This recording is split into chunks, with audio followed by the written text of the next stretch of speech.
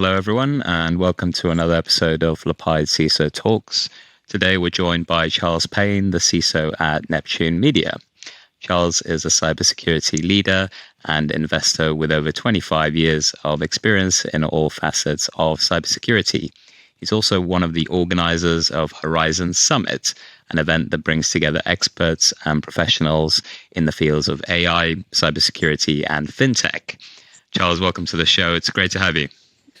Thank you, Vitaly. It's always a pleasure to be here. All good. Well, we're here to talk cybersecurity and about your expertise as a CISO. And I was having a look through your LinkedIn profile, and I saw that something that jumped out at me was your mission, which is to help organizations thrive in the face of the evolving cybersecurity threats and building unwavering trust with their stakeholders.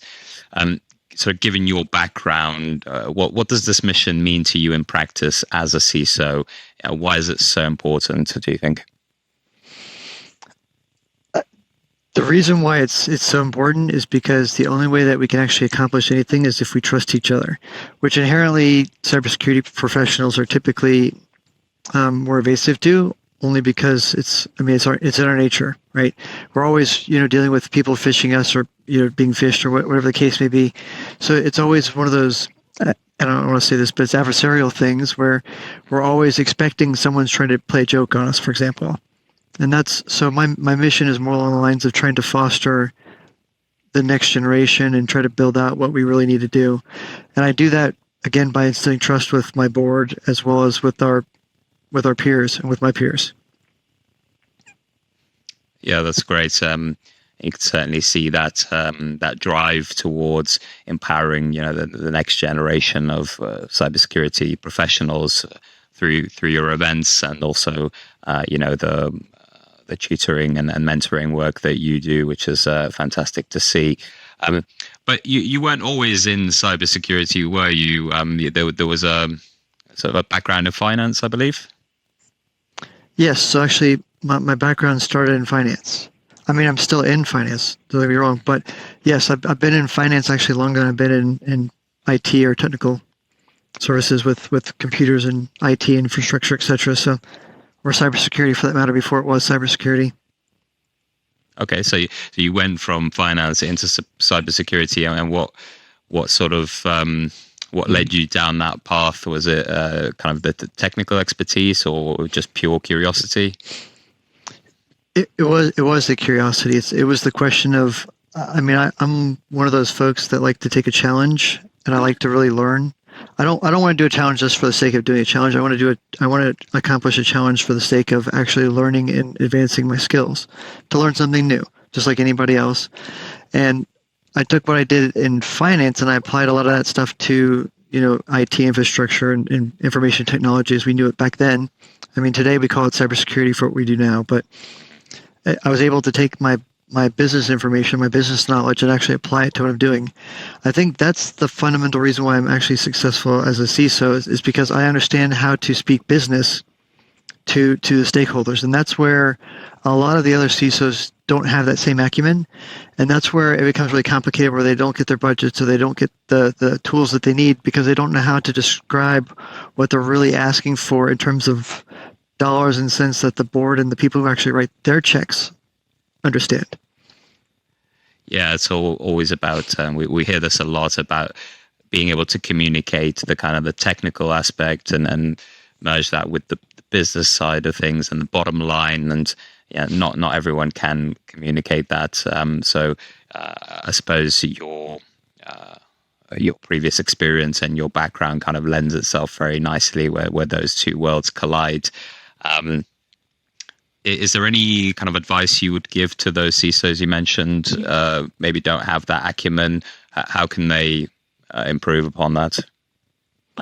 There's actually and I'm part of FAIR Institute, so it's and I'm not saying that every different framework is the best for everything, but it gives you the fundamentals of what you need to do, and that's really what's important for the people who don't already know. Is the fundamentals are basically taking a risk and then being able to transpose that risk in terms of dollars and cents. So basically, I've looked at the IBM reports many times, and I just find the IBM reports and their evaluations of how they assess what the potential risk is in terms of dollars and cents to be inaccurate in my case. And I tend to lean more towards fair. I mean, people might have the inverse reaction, and it might be better for them for IBM reports versus fair. But fair gives you a baseline and gives you a metric of like, if you have this breach, then it would equate with these type of assets to this type of financial risk. So it gives you a way to quantify and qualify risk in terms of dollars and cents, and then that's where you ask your board, do you accept this value of risk at this amount of dollars because it would cost X amount of dollars to mitigate or to reduce? And that's really where the conversation is, and that's where really people struggle because they don't understand that how to quantify or qualify the risk. Like, so for example, like if you go back to like an Equifax breach where they had their password admin, if they would have had a tool that, and again, everybody says that they can have anything that they want, but hindsight's always 20/20. But if you would have had a tool that would audit, for example, your infrastructure, that would tell you how much you were vulnerable because your passwords didn't meet a certain standard, it would give you a different risk qualification or a different metric. So essentially, FAIR gives you the opportunities to assign values to risk metrics. I see. I think I heard that Forrester have a similar sort of risk assessment or ROI calculation report for various vendors. As a sales executive for Lapide, I typically go along the lines of what are your ICO fines likely to be? That's the Information Commissioner's Office. Were there to be a breach, in the client's organization, something like 4% of annual revenue, which far exceeds what you would actually pay for a solution. And it comes down to that kind of, if something actually happens, almost like a form of insurance. But it's just a kind of an added layer of protection, meeting compliance. I'm sure you're well versed in that whole area of the kind of GRC, that governance, risk management, and compliance. Could you briefly touch on that? What sort of strategies do you employ in your current role, and would you where would you start if maybe an immature IT team were trying to implement or improve upon their GRC? So the fundamental purpose of GRC, it's the governance, risk, and compliance. So to qualify and to really define what that means, it's the governance. So you'll have like oversight from regulatory agencies. The risk is the fear of the value or the cost of exposure if it was breached or compromised, etc. And then the compliance is really just conforming to the standards. So to summarize that, when you look at a policy, if you were my focus is I always look at, I advise a lot of startups, as you probably know from my profile and from other conversations. We do a lot of investing, and I talk to a lot of startups, on a daily basis. Typically, a lot of startups focus on like a CEO or even a CTO because they focus on the building the technology and stuff like that, but they never really focus on the security part of it. And it's been a few times where I've seen brilliant startups, but actually lose their vision, lose their way because they were compromised. They weren't a security first culture. I think that's fundamentally where you need to start. When you have a CTO, make sure that they're focused on or have some type of technical acumen for the security side of it, not just trying to develop their solution fast into market, because it won't pay off in the end, or it potentially could cause you everything in the end.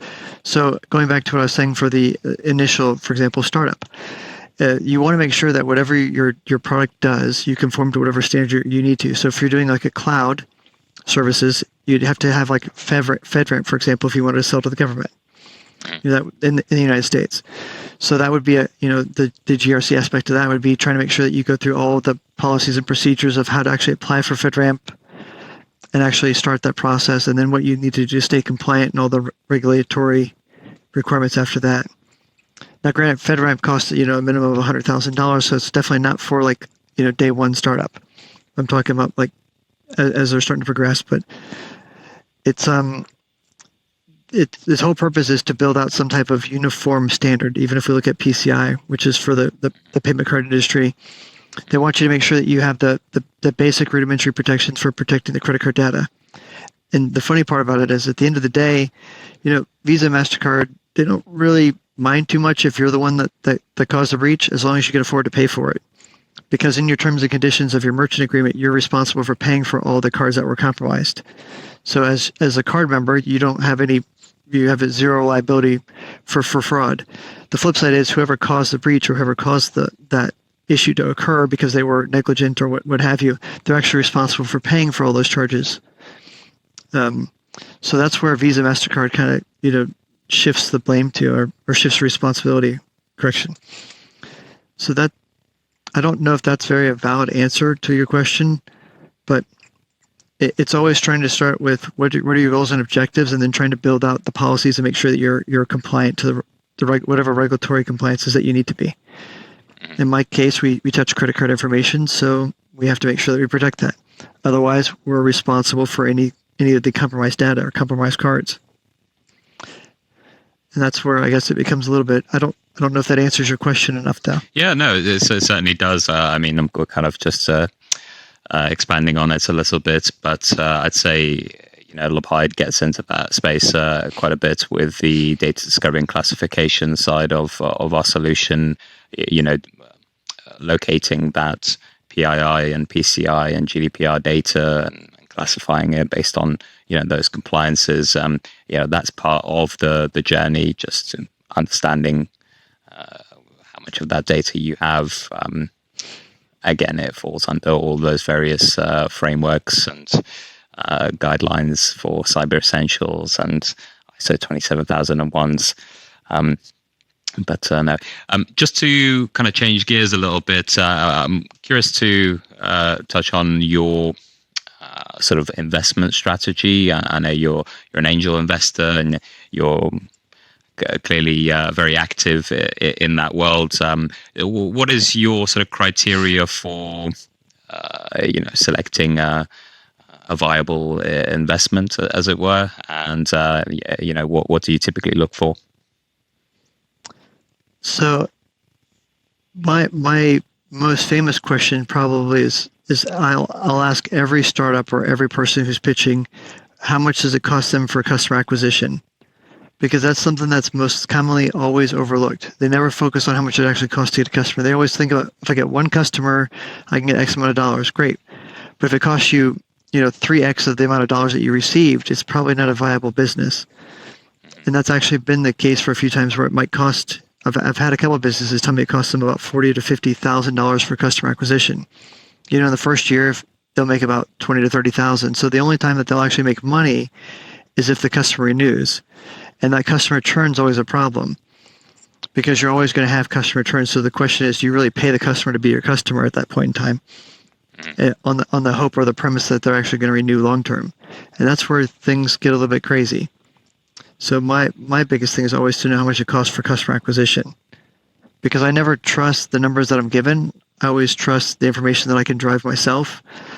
And part of that metric when they're actually giving me their information is, if they don't know how much it costs them to acquire a customer, they don't really know how to give me a business plan that's properly suited for what they're asking for, because they don't know if they're asking for too much money or too little money. And 9 times out of 10, they're asking for too little. So the question then becomes, okay, so if you get X amount of dollars from me, how many more of me's do you need to actually get to where you need to go to be successful? Because the last thing I want to do is put in $1 million or so, but you really needed $100 million or $10 million to get where you needed to go. So unless I can find 9 more people to come in, I lost my $1 million. So it sounds like you probably steer away from the type of startups that have a loss leading strategy, like your Ubers and so on, where the customer acquisition is loss leading. Basically, they're paying people basically to be customers, as I understand it. A loss leading strategy has a form and function. So I won't disagree with those type of strategies. I mean, that's what in America we have like Black Friday, so the day after Thanksgiving, and that's always a loss leader for getting people into the store to drive traffic and those impulse buys, because Americans typically or inherently are impulsive.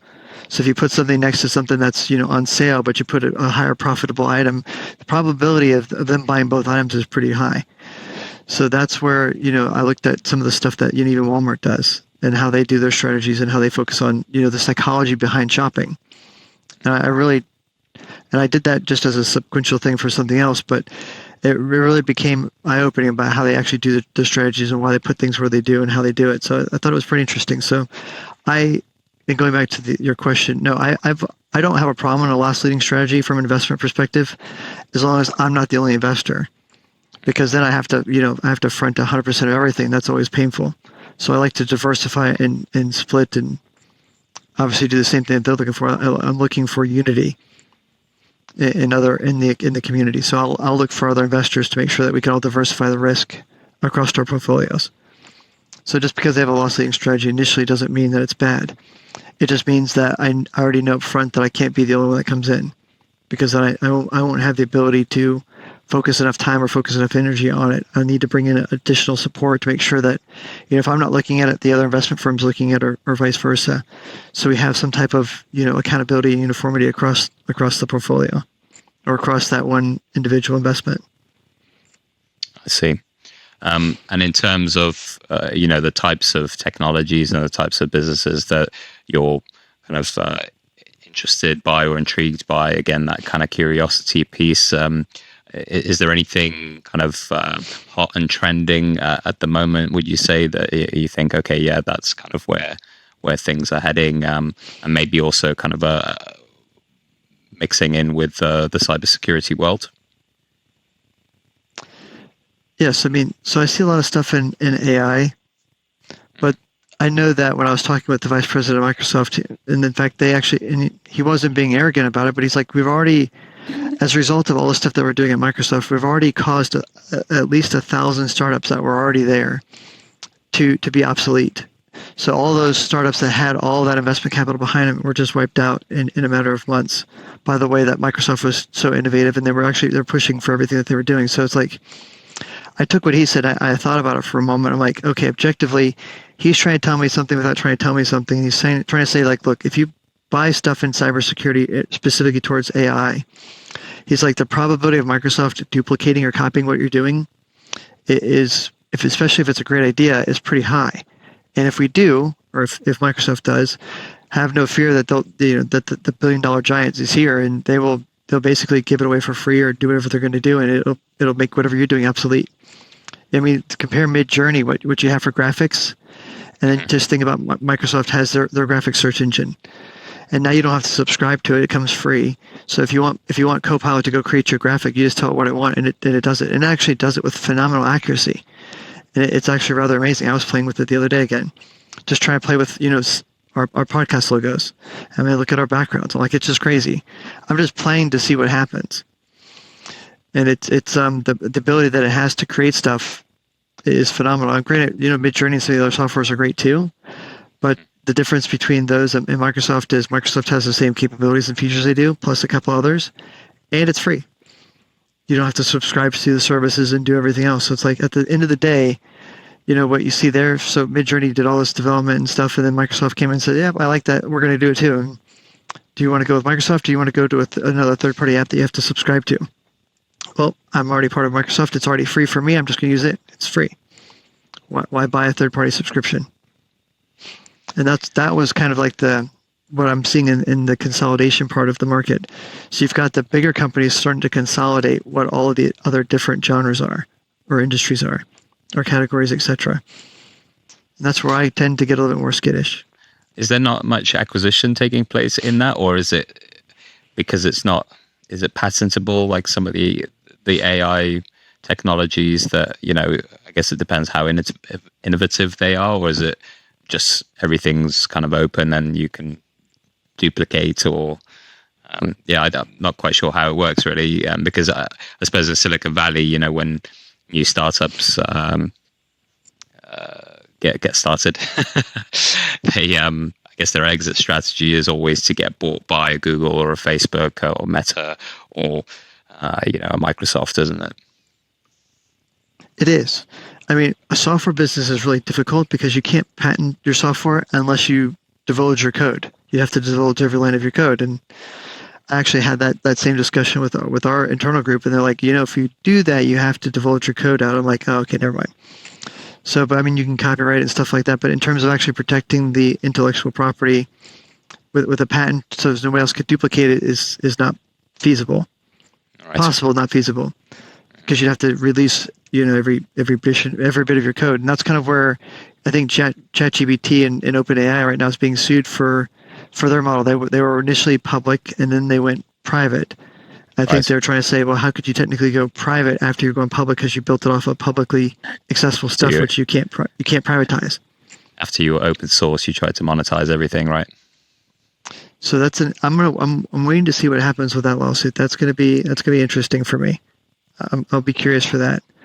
But in the industry itself, as a CISO or CIO or CTO, we don't stop spending money. We didn't stop spending money. We just stopped spending this stuff. We stopped buying the shiny objects. We finally started to catch up and get educated enough to the point where, hey, look, we have some liability and responsibility here to one of our shareholders and stakeholders, but also to the government if we get breached and something happens. So maybe we should start paying more attention about what we're doing and how we're doing it, as opposed to just buying everything that's new and saying that we're trying.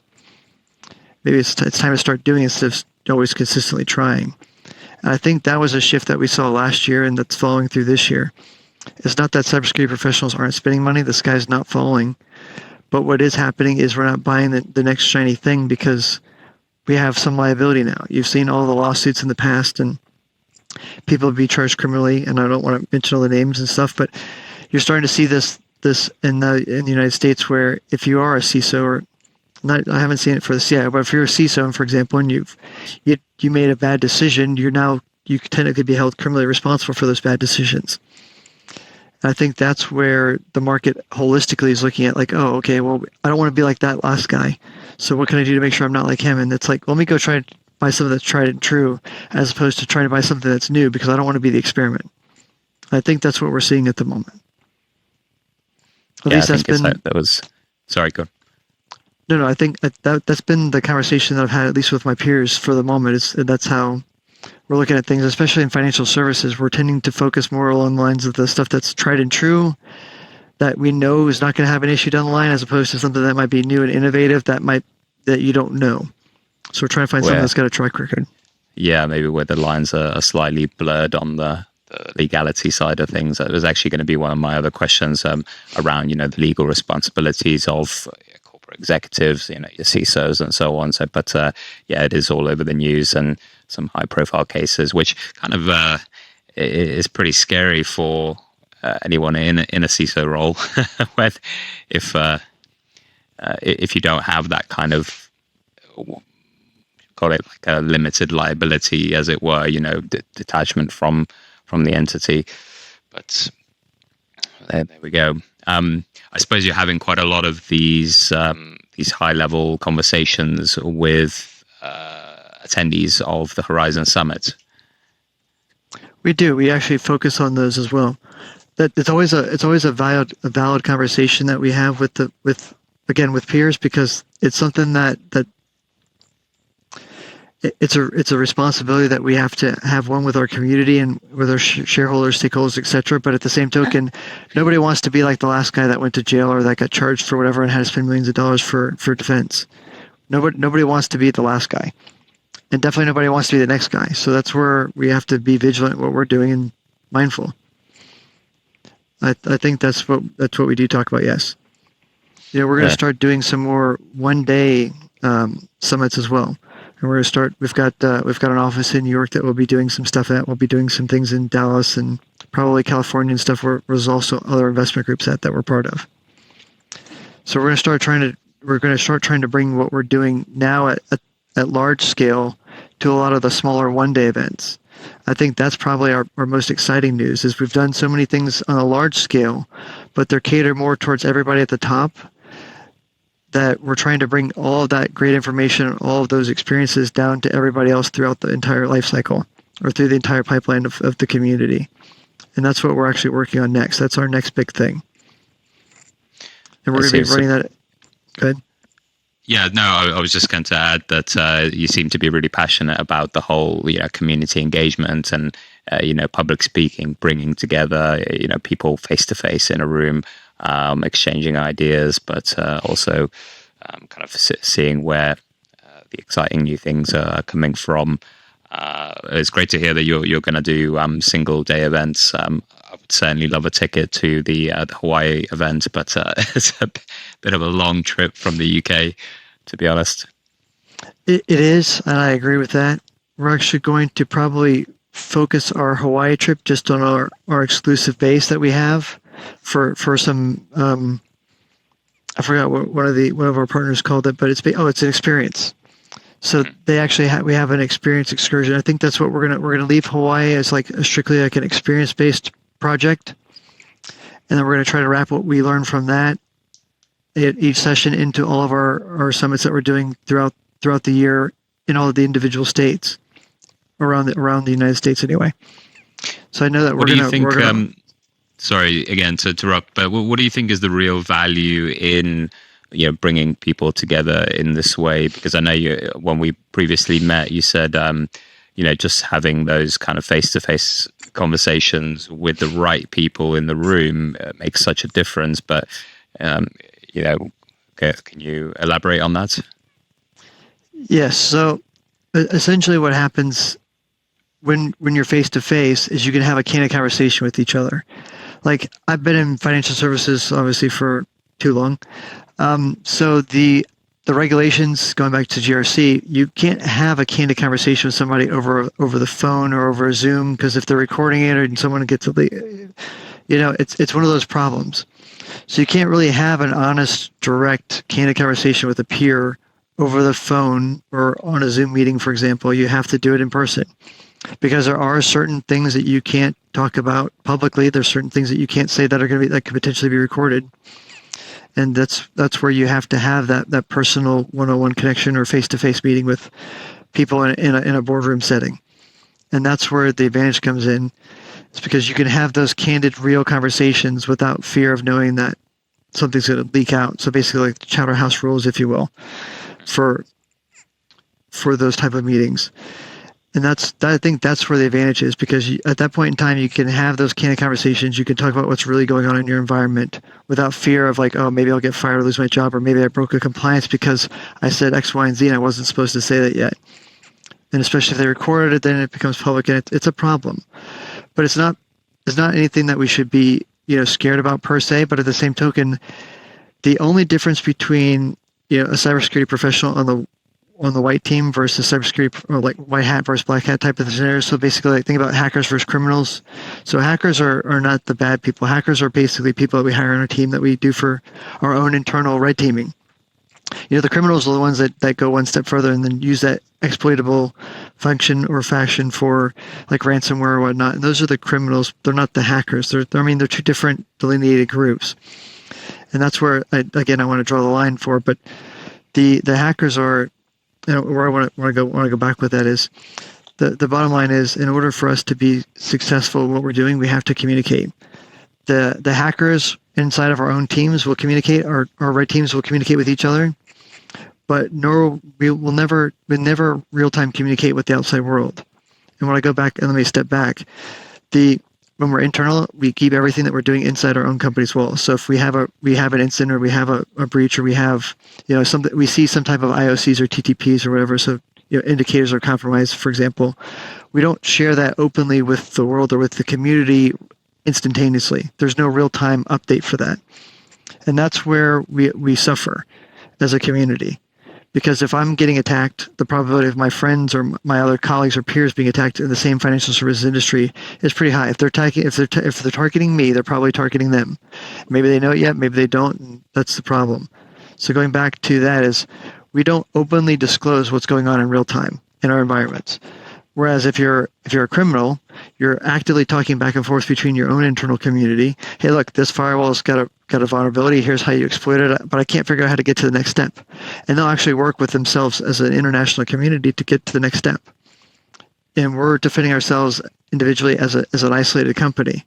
And we're never going to win with this strategy. It's always a losing battle, because when you're trying to break in, it only takes one. But when you're trying to defend, it takes everybody. It takes 100%. You have to be 100% flawless on the blue team, but the red team side only needs to be flawless 1% of the time, and that's where the adversarial part comes in.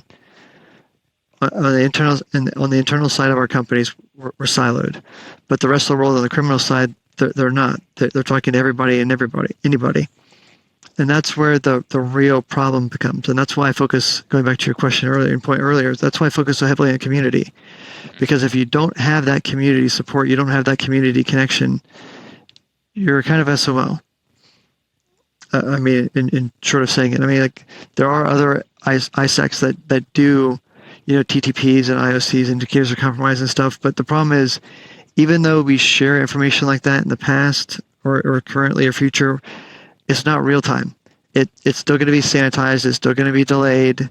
There's still going to be a problem. There's still going to be some type of latency behind it. And it might be a week. It might be a month. It might be, a little bit more or less than that. But at that point in time, if I would have told you in real time, you potentially could have already known, you could have already protected yourself, and you would have been okay. Because the criminals are going to share the data in real time, but on our side we don't. And that's the fundamental problem of why we have a problem in our community. And that's why I just keep driving that advocacy.